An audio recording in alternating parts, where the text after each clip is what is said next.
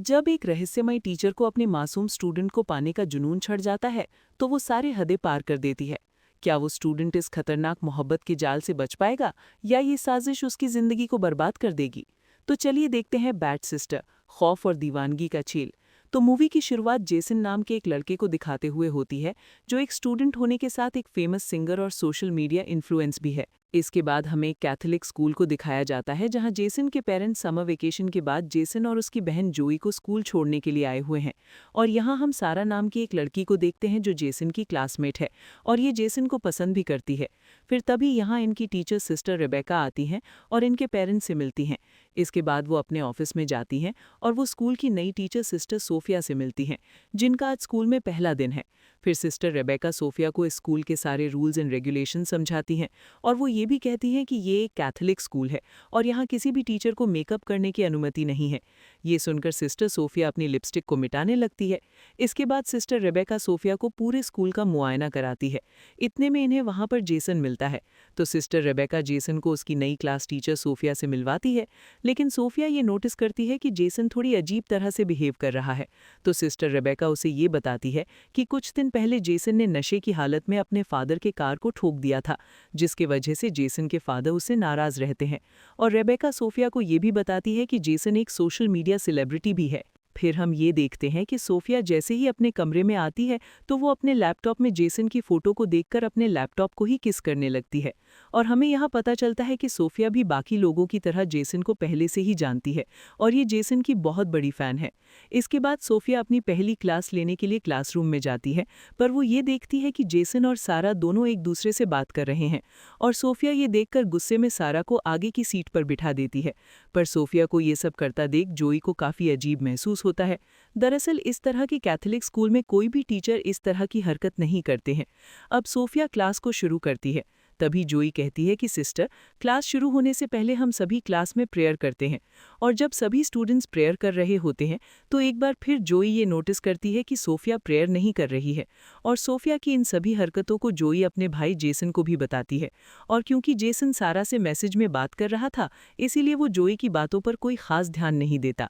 फिर स्कूल के बाद सोफिया जेसन से मिलती है और बातों ही बातों में पूछती है कि जेसन, क्या सारा तुम्हारी गर्लफ्रेंड है? और ये सुनकर जेसन ये जवाब देता है कि नहीं सिस्टर, अभी तक तो मेरी कोई भी गर्लफ्रेंड नहीं है। और ये सुनकर तो सोफिया काफ़ी खुश होती है, क्योंकि कहीं ना कहीं सोफिया जेसन से प्यार करती थी। लेकिन अगली सुबह सोफिया की खुशी मानो टूटे हुए कांच के टुकड़ों की तरह बिखर जाती है। वो सारा और जेसन को किस करते हुए देख लेती है।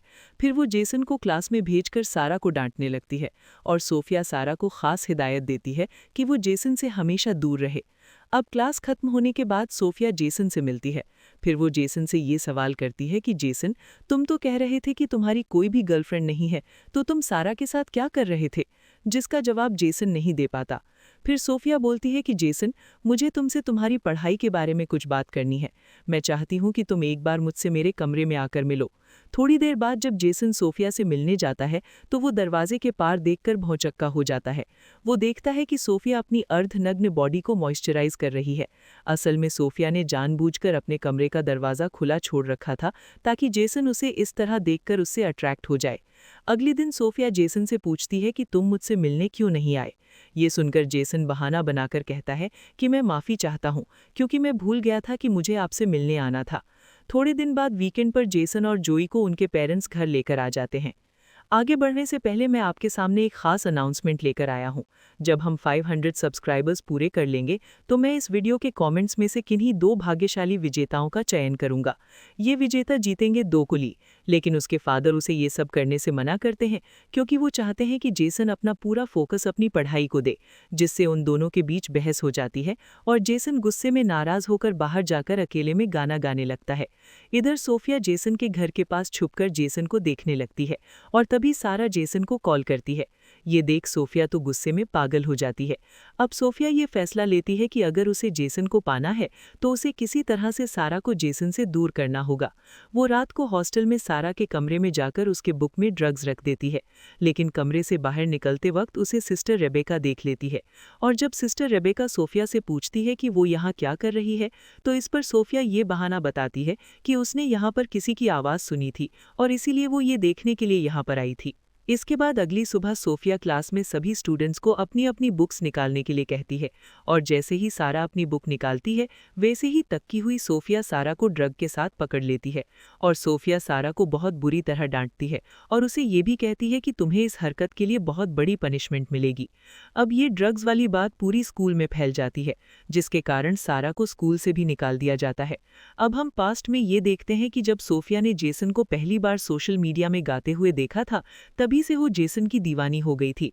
अब वो जेसन के करीब आने के लिए सोफिया नाम की एक स्कूल टीचर से मिलती है जिसका ट्रांसफर जेसन के स्कूल में होने वाला था और वो उसको मारकर उसको ठिकाने लगा देती है और खुद उसकी जगह सोफिया बनकर स्कूल में एंटर हो जाती है। अब हम प्रेजेंट टाइम में वापस आते हैं जहां जेसन स्कूल में पेड़ पौधे लगा रहा था, पर तभी सोफिया उसके पास आती है और उसकी हेल्प करने के बहाने उसको सिड्यूस करने लगती है और हमेशा की तरह जोई भी सोफिया की इन सभी हरकतों को नोटिस कर रही थी। अब रात में सोफिया चुपके से जेसन के कमरे में जाती है और अपने मोबाइल में वीडियो रिकॉर्डिंग ऑन करके वहीं रख देती है। तभी जेसन जागता है और अपने कमरे में सोफिया को देखकर चौंक जाता है और सोफिया एक बार फिर जेसन को सिड्यूस करने लगती है, लेकिन जेसन ये सब करने के लिए राजी नहीं था, पर सोफिया उसको कैसे भी करके अपने बहकावे में ले ही लेती है। फिर ये दोनों इंटीमेट होते हैं, पर अगले दिन जेसन उन सारी चीजों को याद करके काफी पछताता है। अब वो चर्च जाकर इस बात का कन्फेस करना चाहता था कि उससे बहुत बड़ा पाप हो गया है, लेकिन जैसे ही वो चर्च में फादर से माफी मांगने लगता है तभी वो देखता है कि वहां पर फादर की जगह सोफिया थी और सोफिया जेसन को एक बार फिर उसके गोद में बैठकर उसे सिड्यूस करने लगती है और ये दोनों फिर से यहाँ पर भी इंटीमेट होते हैं। फिर वीकेंड के कारण जेसन अपने घर चला जाता है, तभी सारा उसे मैसेज करती है और उसे पार्टी के लिए इनवाइट करती है। पर जब जेसन अपने फादर से सारा के पार्टी में जाने की इजाजत मांगता है तो उसके फादर उसे जाने से मना कर देते हैं, जिससे उन दोनों के बीच फिर से बहस हो जाती है और जेसन बिना अपने फादर के परमिशन के ही सारा के घर की ओर निकल जाता है और हम ये देखते हैं कि सोफिया भी उसके पीछे जा रही है। अब जेसन सारा के घर जाकर कॉफी ड्रिंक करने लगता है। ये देखकर सारा उसको कमरे में ले जाती है और जैसे ही ये दोनों करीब आने लगते हैं कि तभी जेसन को सोफिया के साथ इंटीमेट होने वाले पल याद आने लगते हैं और वो एक शराब की बोतल लेकर वहां से चला जाता है, पर रास्ते में शराब साथ रखने की वजह से जेसन को पुलिस पकड़ लेती है। पर तभी वहां सोफिया आकर किसी तरह से जेसन को पुलिस से बचा लेती है और फिर वो उसे अपने साथ एक होटल रूम में ले जाती है। इधर जेसन की मॉम उसके फादर को समझाती है कि आपको जेसन के साथ इस तरह से बिहेव नहीं करना चाहिए था। मुझे लगता है कि हमें उसको उसके पैशन के लिए 1 साल का समय देना चाहिए। इस पर जेसन के फादर मान जाते हैं और जेसन को घर वापस लाने के लिए निकल जाते हैं और इस तरफ जेसन को रूम में ले जाने के बाद सोफिया अपने कपड़े उतारने लगती है ताकि वो दोनों फिर से इंटीमेट हो सके। पर इस बार जेसन कहता है कि हम दोनों सिर्फ एक दूसरे के लिए ही बने हैं और इसीलिए हम दोनों को हमेशा एक साथ रहना चाहिए। लेकिन जेसन सोफिया की कोई बात नहीं मानता और वहां से चला जाता है। ये देखकर सोफिया गुस्से में लाल हो जाती है। दूसरी तरफ जेसन के फादर उसे ढूंढ लेते हैं और उससे अपने बिहेवियर के लिए सॉरी बोल के उसे स्कूल से 1 साल का ब्रेक लेने के लिए मान जाते हैं ताकि वो अपने पैशन पर काम कर सके। इसके बाद अगली सुबह जेसन और उसकी बहन जोई स्कूल के लिए निकल जाते हैं और जब जेसन अपने हॉस्टल के कमरे में जाता है तो वो देखता है कि वहां सोफिया बेहोश पड़ी हुई है और घबराया हुआ जेसन सोफिया को होश में लाने की कोशिश करता है, लेकिन तभी उसे ये एहसास होता है कि सोफिया बेहोश होने का नाटक कर रही है, जिससे जेसन गुस्से में कहता है कि मैं तुम्हारे हरकतों से बहुत परेशान हो चुका हूँ और अब मैं तुम्हारी शिकायत फादर से कर दूंगा। इस पर सोफिया कहती है कि अगर तुमने ये सब किया तो मैं भी सबको बता दूंगी कि तुमने कैसे एक टीचर के साथ गलत काम किया है। ये सुनकर जेसन भी समझ जाता है कि अब वो बुरी तरह से फंस चुका है और जब सब क्लास में होते हैं तो सिस्टर रेबेका सारा को वापस स्कूल में ले आती है। ये देखकर सोफिया को बहुत गुस्सा आता है और अपने कमरे में जाकर वो पागलों की तरह हरकत करने लगती है और रात को जब सारा नहाने के लिए जाती है तभी सोफिया वहां जाकर उसका सर दीवार पर पटक पटक कर उसको मार डालती है और फिर वहां साबुन गिराकर अपने अपराध को एक नॉर्मल हादसे में बदल देती है। इसके बाद जब जोई नहाने के लिए जाती है तो वो सारा को मरी पड़ी देखकर चिल्लाने लगती है, जिसके बाद सारा की बॉडी को पोस्टमार्टम के लिए भेज दिया जाता है। फिर अगले दिन चर्च में जेसन सोफिया से मिलकर कहता है कि मुझे पता है कि सारा के मरने में जरूर तुम्हारा ही हाथ होगा। ये सुनकर सोफिया उसको उन दोनों का इंटीमेट होता हुआ वीडियो क्लिप दिखाती है और कहती है कि अगर तुमने सारा के बारे में कुछ भी किसी को बताया तो मैं ये वीडियो वायरल कर दूंगी। अगले दिन जब सोफिया जेसन को घर जाते हुए देखती है तो वो एक बार फिर सिस्टर रेबेका से अपनी आंटी के मौत का बहाना बनाकर छुट्टी लेकर चली जाती है। जब सिस्टर रेबेका सोफिया के आंटी के फ्यूनरल पर फूल भेजने के लिए उसके एड्रेस पर कॉल करती है तो उन्हें ये पता चलता है कि वहाँ तो किसी की भी मौत नहीं हुई है और ना तो ये एड्रेस किसी सोफिया का है। दूसरी तरफ जोई जेसन को स्ट्रेस में देखकर उससे स्ट्रेस की वजह पूछती है और जेसन अपनी बहन को सारी कहानी बता देता है और अगले दिन वो दोनों सोफिया की असलियत पता करने के लिए चुपके से उसके रूम में जाते हैं। इधर सिस्टर रेबेका को नकली सोफिया की सच्चाई का पता चल जाता है और वो इसकी कंप्लेन फादर को करने के लिए जाने लगती है, लेकिन तभी सोफिया पीछे से रेबेका के सर पर मारकर उसको बेहोश कर देती है। इधर रूम में इन दोनों को असली सोफिया का लैपटॉप मिल जाता है और साथ ही इनको उस नकली सोफिया का लैपटॉप भी मिलता है जिसका असली नाम लॉरा होता है।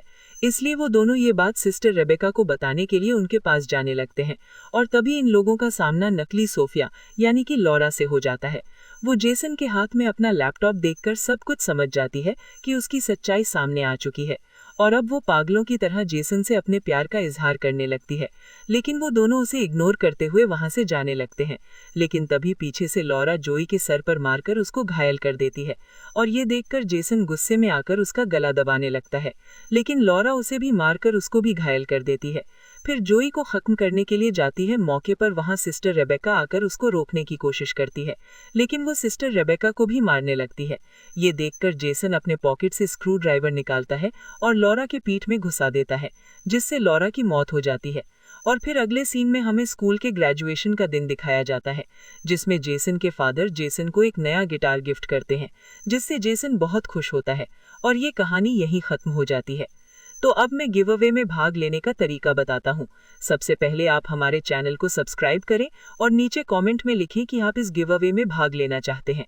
जैसे ही हम 500 सब्सक्राइबर्स पूरे करेंगे, मैं उन कमेंट्स को रैंडम कमेंट्स पिकर में से उन 2 भाग्यशाली विजेताओं का चयन करूंगा।